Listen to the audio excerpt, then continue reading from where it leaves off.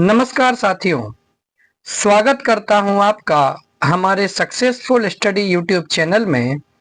और UGC net अथवा JRF जून 2025 की तैयारी के लिए हम संस्कृत सब्जेक्ट के पुराने प्रश्न पत्रों का अभ्यास कर रहे हैं, जिसमें हमने 1994, 95 और 1996 में हुए प्रश्न पत्रों का अभ्यास कर लिया है। और आज दिसंबर 1997 में हुए प्रश्न पत्र का अभ्यास करने जा रहे हैं और चौथा प्रश्न पत्र है हमारा।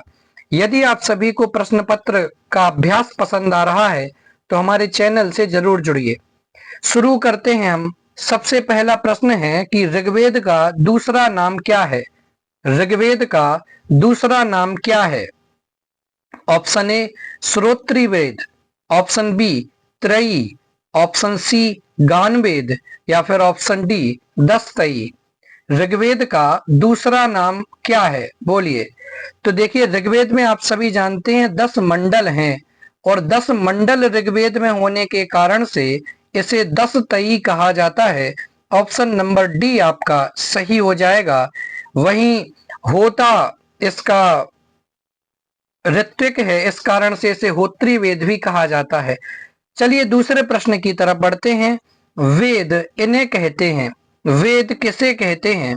ऑप्शन ए धर्म सूत्र और उपनिषद को, ऑप्शन बी श्रौत सूत्र और गृह्य सूत्र को, ऑप्शन सी शिक्षा और प्रातिशाख्य को, और ऑप्शन डी मंत्र और ब्राह्मण को।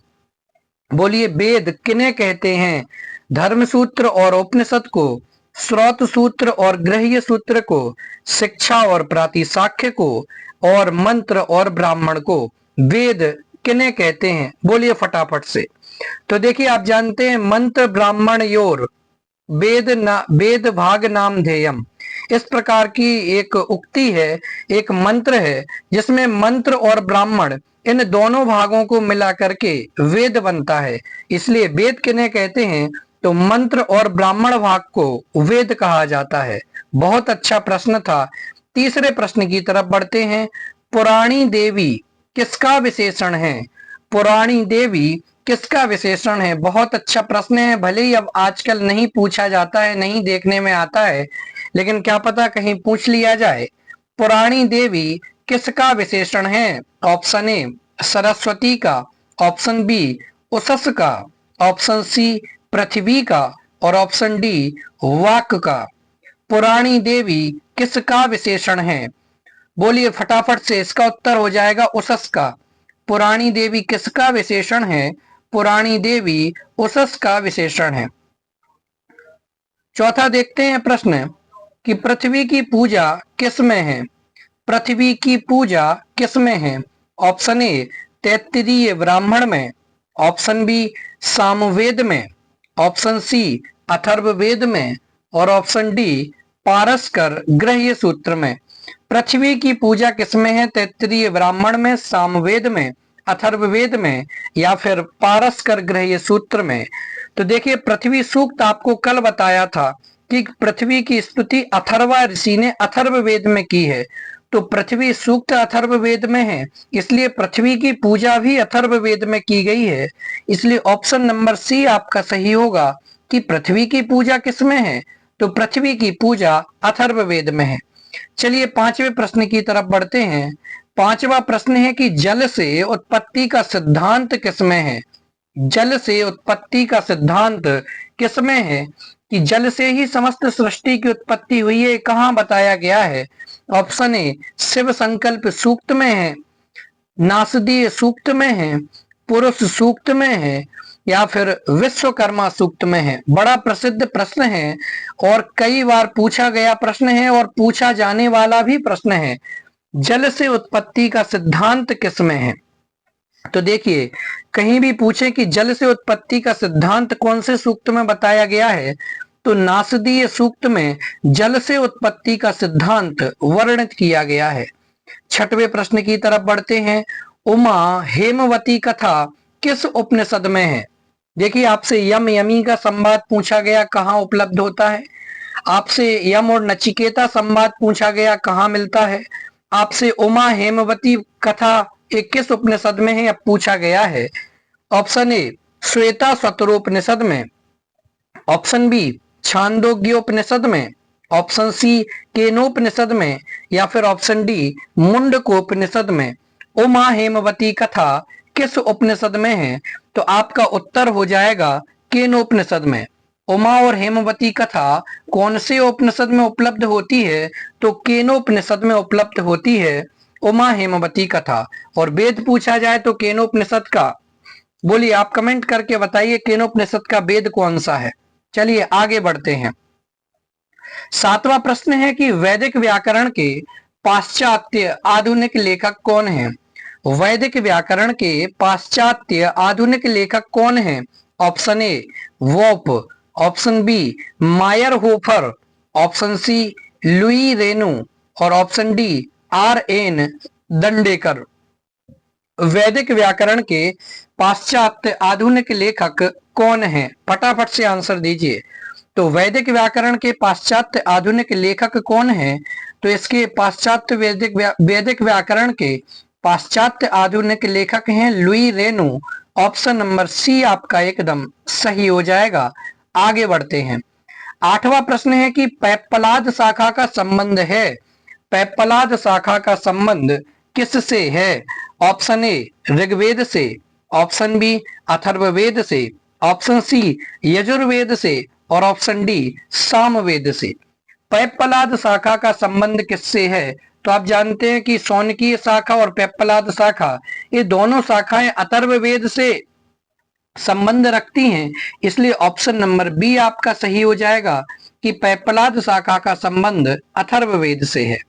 9वें प्रश्न की तरफ बढ़ते हैं।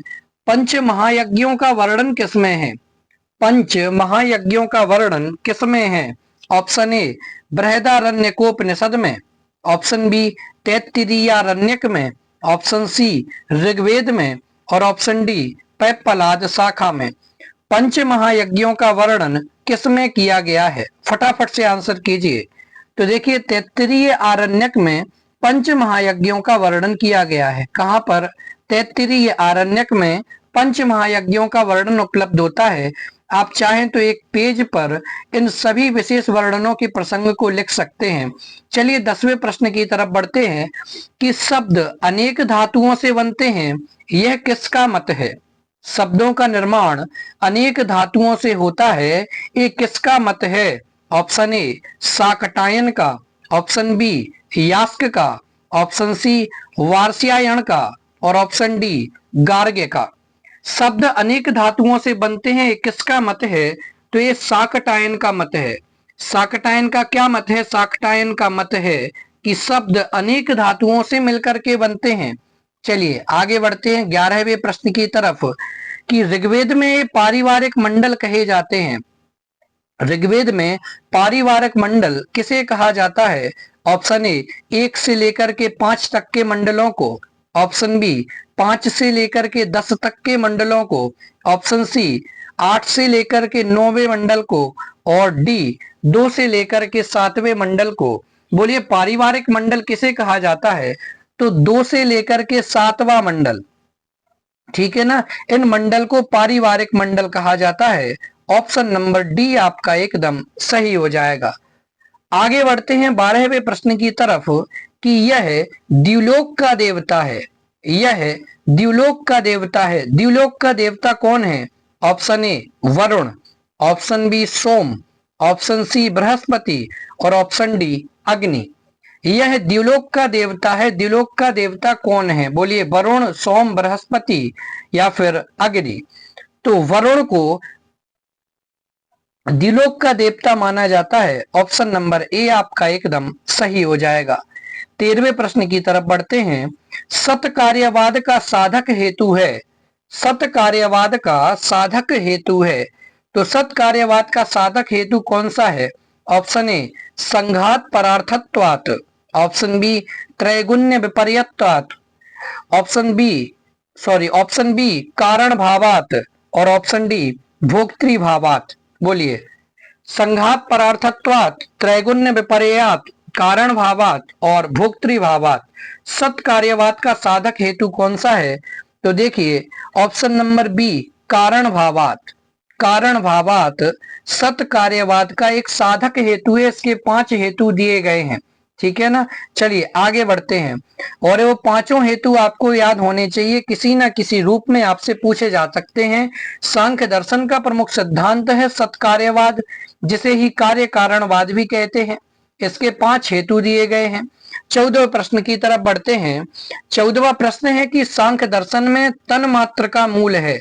पंच तन मात्राएं हुई हैं, और पंच तन मात्र का मूल क्या है?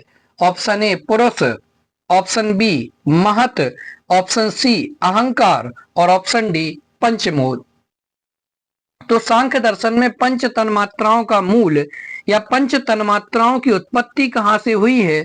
तो पंच तन्मात्राओं की उत्पत्ति अहंकार से हुई है। बड़ा अच्छा प्रश्न है, ऑप्शन नंबर सी आपका एकदम सही हो जाएगा। 15वां प्रश्न है कि सांख्य मत के अनुसार कार्य है। सांख्य मत के अनुसार कार्य कैसा है? ऑप्शन ए सदसत, जिसका संधि विच्छेद करेंगे तो सत प्लस असत, यानी कार्य सत भी है और असत भी है। ऑप्शन बी कार्य केवल असत है। ऑप्शन सी कार्य सत असत विलक्षण है, और ऑप्शन डी कार्य सत है। तो सांख्य मत के अनुसार कार्य कैसा है? तो सांख्य मत के अनुसार जो कार्य है वो सत होता है। कैसा होता है? कार्य सत होता है। ऑप्शन नंबर डी आपका एकदम सही हो जाएगा। आगे बढ़ते हैं 16वें प्रश्न की तरफ कि सांख्य कारिका का रचयिता कौन है? सांख्य कारिका के रचयिता कौन है? Option A Udayan, option B Ishwar Sen, option C Ishwar Krishna, और option D Ishwar Nandan.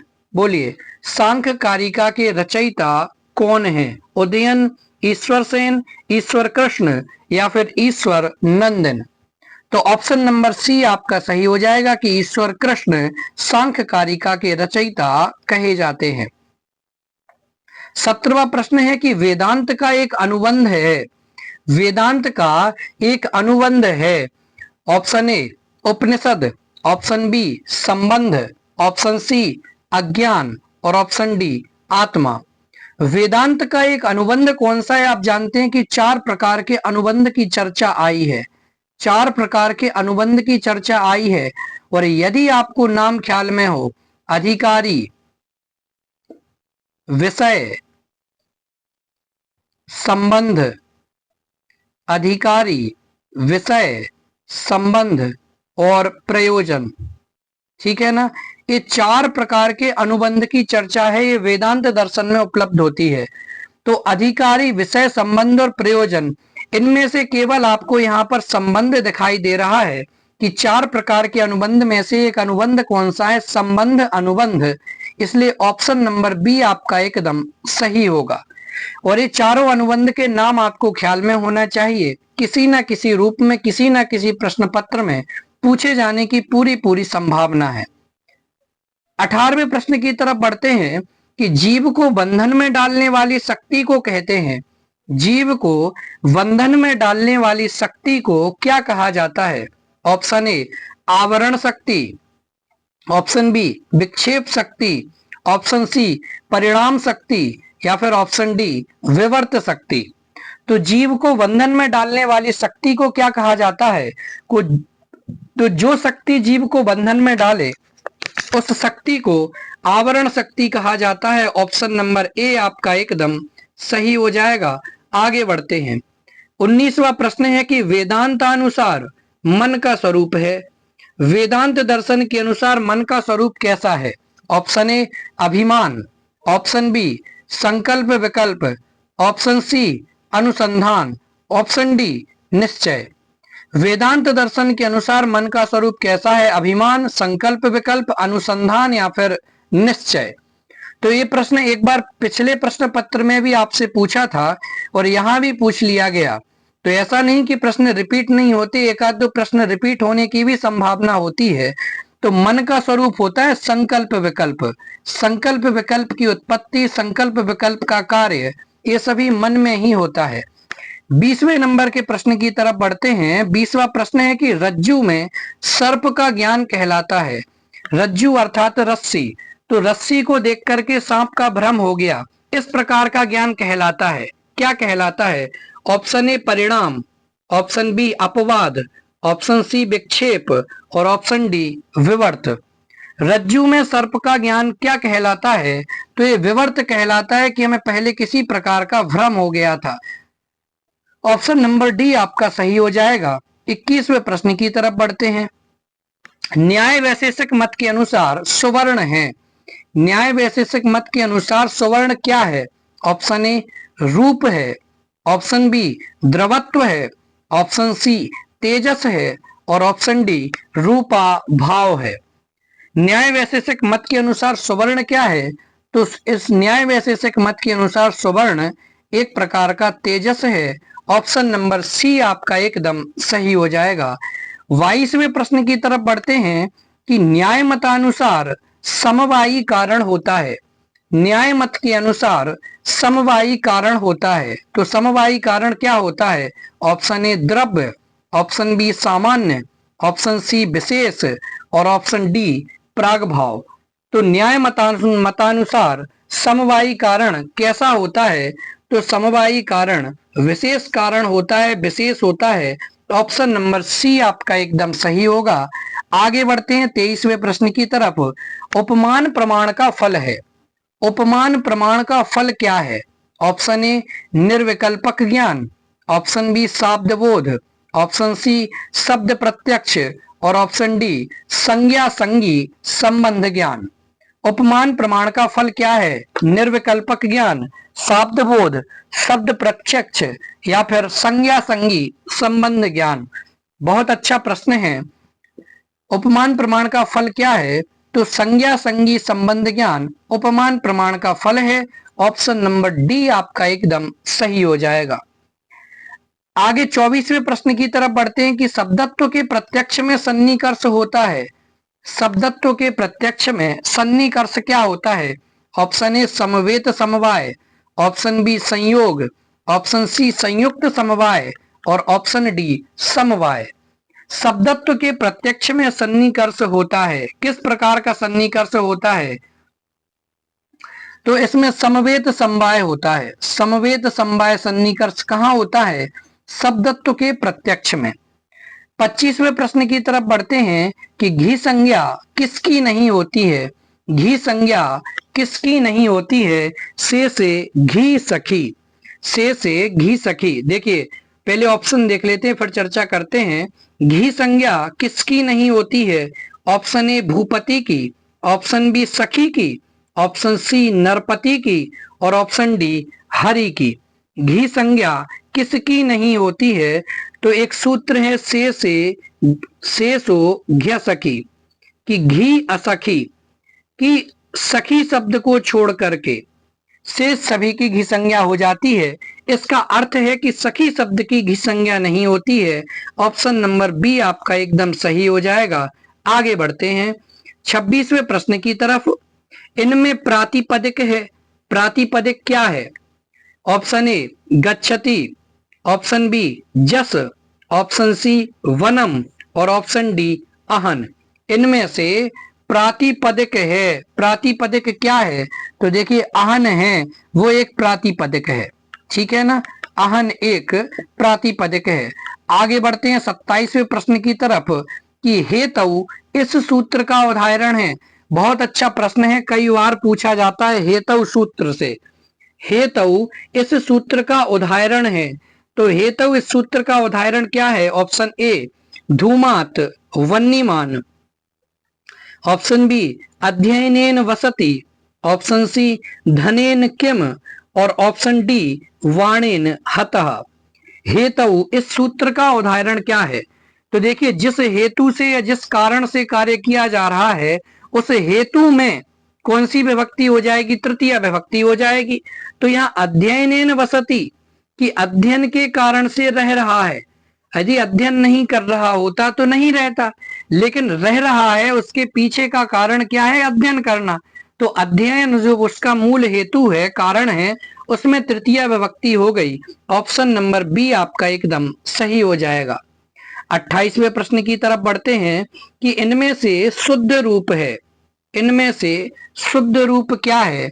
Option A व्याकरणम अधीति, ऑप्शन बी व्याकरणेन अधीति, ऑप्शन सी व्याकरणे अधीति और ऑप्शन डी व्याकरणस्य अधीति। इसमें से शुद्ध रूप क्या है? तो देखिए ऑप्शन सी सही हो जाएगा, व्याकरणे अधीति। व्याकरणे अधीति ये सबसे शुद्ध रूप है इसका। आगे बढ़ते हैं 29वें नंबर के प्रश्न की तरफ कि वलिम वसुधाम याचते। वलिम वसुधाम याचते, यहाँ वली की कर्म संज्ञा विधायक सूत्र है। वली की कर्म संज्ञा जिससे हुई है वो सूत्र क्या है? ऑप्शन ए अकथितम च, ऑप्शन बी तथायुक्तम चानीप्सितम, ऑप्शन सी दिवाह कर्म च और ऑप्शन डी अभिनिवेशश्च। वलिम वसुधाम याचते, यहाँ वली की कर्म संज्ञा विधायक सूत्र कौन सा है? तो देखिए याच धातु द्विकर्मक धातु है, 16 धातुएं द्विकर्मक मानी गई हैं, तो आकथित कारक है वली, क्योंकि अपादान आदि कारकों से अविवक्षित कारक को, ठीक है ना, अकथित कारक कहा जाता है। तो वली किस प्रकार का कारक है? अकथित कारक है। तो अकथित कारक की कर्म संज्ञा अकथितम जा सूत्र के कारण से हुई है। तो ऑप्शन नंबर ए आपका एकदम सही हो जाएगा कि वलिम वसुधाम याचते, यहाँ बलि की कर्म संज्ञा विधायक सूत्र कौन सा है? तो अकथितम च।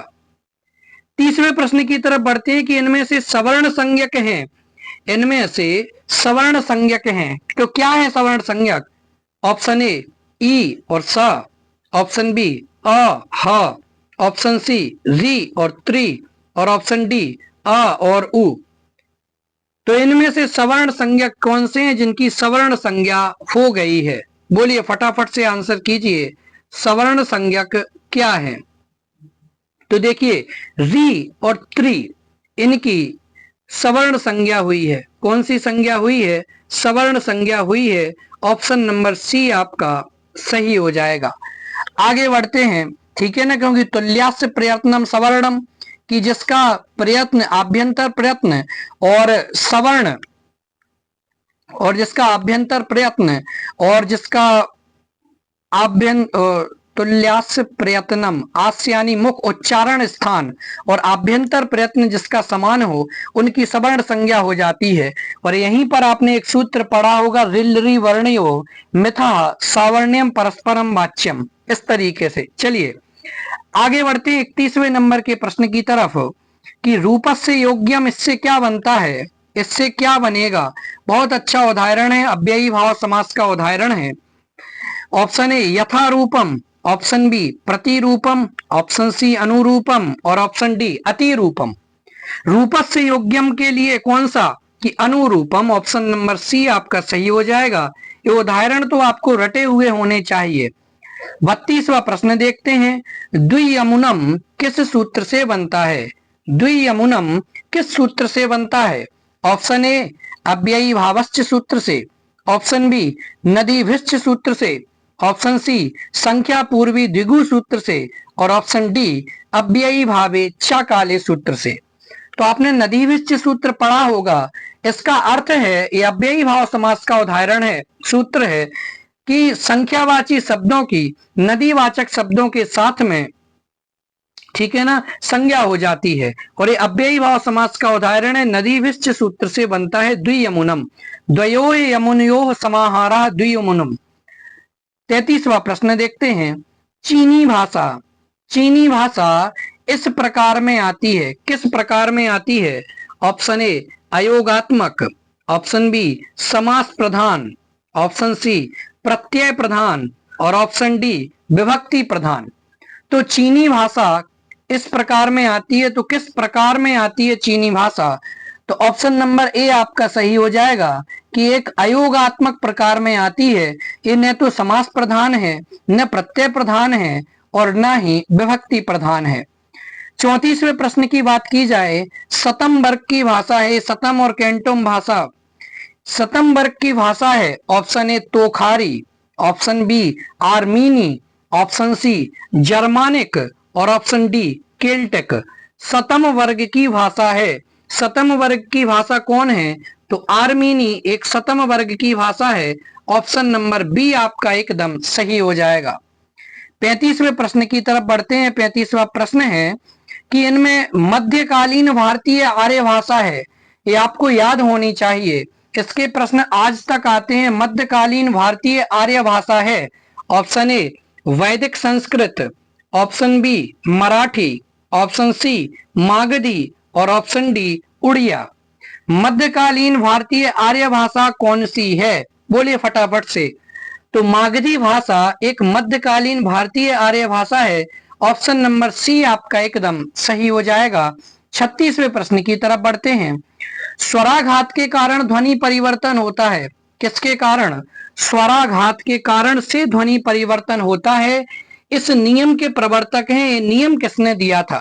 ऑप्शन ए वर्नर ने, ऑप्शन बी ग्रिम ने, ऑप्शन सी ग्रासमान ने और ऑप्शन डी फोर्तुनातोव ने। बहुत अच्छा प्रश्न है। स्वराघात के कारण से ध्वनि परिवर्तन होता है, इस नियम के प्रवर्तक कौन है? तो इस नियम के प्रवर्तक हैं वर्नर। वर्नर किस नियम के प्रतिपादक हैं, किस नियम के प्रवर्तक हैं कि स्वराघात के कारण से ध्वनि परिवर्तन होता है? इस नियम के प्रवर्तक वर्नर है। 37वें प्रश्न की तरफ बढ़ते हैं। स्नेहक क्षयात, अब सूक्तियों से संबंधित प्रश्न है। स्नेहक क्षयात केवलम मेति शांतिम, यह सूक्ति किस काव्य से है? ऑप्शन ए मेघदूतम से, ऑप्शन बी बुद्धचरितम से, ऑप्शन सी शिशुपाल वधम से और ऑप्शन डी किरातार्जुनीयम से। स्नेह क्षय से केवल शांति की प्राप्ति होती है, सूक्ति किस काव्य से है? मेघदूत से, बुद्धचरित से, शिशुपाल वध से या फिर किरातार्जुनीय से? तो ऑप्शन नंबर आपका बी सही हो जाएगा कि स्नेह क्षयात केवलमेति शांतिम, ये सूक्ति आपकी बुद्धचरित से उद्घोषित की गई है, उद्धृत की गई है। चलिए 38वें प्रश्न की तरफ बढ़ते हैं। पत्र लेखा किसकी पात्र है? पत्र लेखा किसकी पात्र है? ऑप्शन ए मृच्छकटिकम की, ऑप्शन बी रत्नावली की, ऑप्शन सी हर्षचरितम की और ऑप्शन डी कादम्बरी की। पत्र लेखा किसकी पात्र है? तो देखिए पत्र लेखा आप सभी जानते हैं कि कादम्बरी की एक पात्र है पत्र लेखा। ऑप्शन नंबर डी आपका एकदम सही हो जाएगा। 39वां प्रश्न देखते हैं। किस काव्य में एक पात्र के 5 रूप हैं? बहुत अच्छा प्रश्न है। किस काव्य में एक पात्र के 5 रूप हो जाते हैं? इंपॉर्टेंट प्रश्न है। ऑप्शन ए बुद्ध चरित में, ऑप्शन बी नेस्दी चरित में, नीचे आ गया है सी के स्थान पर बी हो गया है। बुद्ध चरित में, नेस्दी चरित में, मुद्रा राक्षस में या फिर वेणी संहार में। तो किस काव्य में एक पात्र के 5 रूप हैं? तो आप देखिए कि नेस्दी चरित में, जिसमें निषद देश के राजा कौन होते हैं? नल होते हैं और वो दमयंती से प्रेम करते हैं और उस दमयंती के रूप सौंदर्य पर मुग्ध होकर के इंद्र आदि और 4 भी नल का रूप बना करके स्वयंवर में उपस्थित होते हैं। ठीक है ना? तो यहाँ पर नेस्दी चरित एक ऐसा काव्य है जिसमें एक पात्र के 5 रूप हैं और नल के 5 रूप हैं। 40वां प्रश्न है कि अभिसारिकाओं यानी वेश्याओं का वर्णन है। अभिसारिकाओं अर्थात वेश्याओं का वर्णन कहाँ है? ऑप्शन ए कादम्बरी में, ऑप्शन बी मृच्छकटिकम में, ऑप्शन सी 10 कुमार चरितम में और ऑप्शन डी रत्नावली में। तो मृच्छकटिकम में अभिसारिकाओं या वेश्याओं का वर्णन है। बसंत सेना तो को आप सभी जानते होंगे यदि आपने पढ़ा होगा तो। 41वें प्रश्न की तरफ बढ़ते हैं कि किस रूपक में रथ परिवर्तन से कथानक आगे चलता है? किस रूपक में रथ परिवर्तन से कथानक आगे चलता है? ऑप्शन ए मुद्रा राक्षस में, ऑप्शन बी मृच्छकटिक में, ऑप्शन सी वेणी संहार में और ऑप्शन डी उत्तर रामचरित में। तो किस रूपक में रथ परिवर्तन से कथानक आगे चलता है? तो आप जानते हैं ये रथ परिवर्तन का प्रसंग केवल और केवल मृच्छकटिकम में उपस्थित होता है। ऑप्शन नंबर बी आपका एकदम सही हो जाएगा। 42वें प्रश्न की तरफ बढ़ते हैं कि सकारी प्राकृत का प्रयोग किस ग्रंथ में है? किसका? सकारी प्राकृत का प्रयोग किस ग्रंथ में है? ऑप्शन ए अभिज्ञान शाकुंतलम में, ऑप्शन बी स्वप्न वासवदत्तम में, ऑप्शन सी मृच्छकटिकम में और ऑप्शन डी वेणी संहारम में। तो सकारी प्राकृत का प्रयोग किस ग्रंथ में है? तो मृच्छकटिकम में है। ऑप्शन नंबर सी आपका सही हो जाएगा। आगे बढ़ते हैं 43वें प्रश्न की तरफ कि उपमा, अर्थ गौरव और पद लालित्य कौन कौन से? उपमा, अर्थ गौरव और पद लालित्य ये तीनों गुण किस महाकाव्य में है? ऑप्शन ए बुद्ध चरितम में, ऑप्शन बी किरातार्जुनीयम में, ऑप्शन सी रघुवंश में और ऑप्शन डी शिशुपाल वध में। देखिए बुद्धचरित अश्वघोष के माध्यम से लिखा गया और आपके देखिए शिशुपाल वध जो है यहाँ पर उपमा कालिदासस्य भारवेरर्थ गौरवम दंडिनः पद लालित्यम माघे संति त्रयो गुणा। तो यहाँ आपसे पूछ लेते किस कवि के काव्य में है या फिर किस कवि ने इन तीनों का प्रयोग किया है, तो माघ हो जाता क्योंकि शिशुपाल वध माघ ने लिखा है।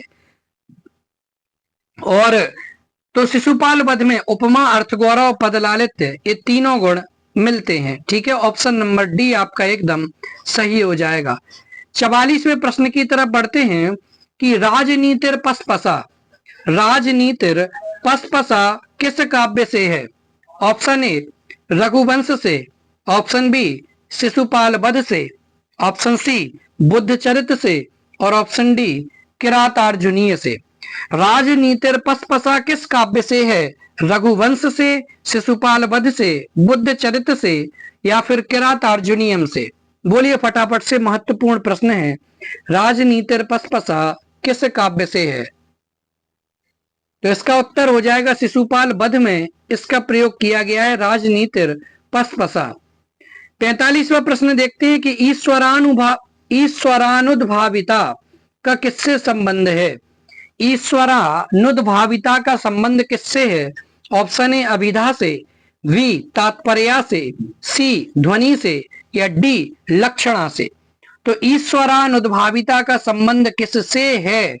तो देखिए इसका हो जाएगा ऑप्शन नंबर डी, ईश्वरानुद्भाविता का संबंध है लक्षणा से। 46वें प्रश्न की तरफ बढ़ते हैं। यह वाण है, वाण क्या है? रत्नावली, मुद्रा राक्षस, धूर्त समागम या फिर कर्पूर मंजरी? वाण क्या है? बोलिए फटाफट से। तो धूर्त समागम एक वाण है। आपने तो शायद हो सकता है कई अभ्यर्थियों ने जो आज पेपर दे रहे हैं इस ग्रंथ का नाम भी नहीं सुना होगा। 47वां प्रश्न है रस भाव नैरंतर्य किसमें होता है? रस भाव नैरंतर्य किसमें होता है? ऑप्शन ए रूपक में, खंड काव्य में, महाकाव्य में या फिर चंपू काव्य में? तो रस भाव नैरंतर्य किसमें होता है? तो रस भाव नैरंतर्य रूपक में होता है। ऑप्शन नंबर ए आपका एकदम सही हो जाएगा। 48वें प्रश्न की तरफ बढ़ते हैं कि यह एक खंड काव्य है। खंड काव्य क्या है? दस कुमार चरितम, नल चंपू, मेघदूतम, किरातार्जुनीयम। तो देखिए मेघदूत एक खंड काव्य अथवा गीति काव्य है जो कि महाकवि कालिदास के द्वारा रचित है, 2 भागों में विभक्त है, पूर्व मेघ उत्तर मेघ, 115 श्लोक इसमें है। आगे बढ़ते हैं 49वें नंबर के प्रश्न की तरफ। यह सामान्य गुणों से युक्त नायक है। सामान्य गुणों से युक्त कौन सा नायक है? धीरोदात्त, धीर प्रशांत, धीर ललित या फिर दक्षिण नायक? तो सामान्य गुणों से युक्त नायक कौन सा है? तो धीर प्रशांत नायक एक सामान्य गुणों से युक्त नायक होता है। 50वें प्रश्न और अंतिम प्रश्न है 1997 का कि व्यापी प्रासंगिक वृत्त कहलाता है। व्यापी प्रासंगिक वृत्त क्या कहलाता है? ऑप्शन ए प्रकरी, ऑप्शन बी बिंदु, ऑप्शन सी पताका और ऑप्शन डी संधि। व्यापी प्रासंगिक वृत्त क्या कहलाता है? प्रकरी, बिंदु, पताका या फिर संधि? तो व्यापी प्रासंगिक वृत्त पताका कहलाता है। ऑप्शन नंबर सी आपका एकदम सही हो जाएगा। इस प्रकार से अभी आपके सामने 1997 में हुए संस्कृत विषय के नेट जेआरएफ के पेपर को आप सभी के सामने रखा, इसका हल आपको कराया। अब इसके बाद का जो अगला प्रश्न पत्र है उसे आपको अगली कक्षा में हल कराया जाएगा। आप इसी तरीके से हमारे साथ प्रेम बना करके रखिए और जुड़े रहिए। धन्यवाद। जय हिंद, वंदे मातरम।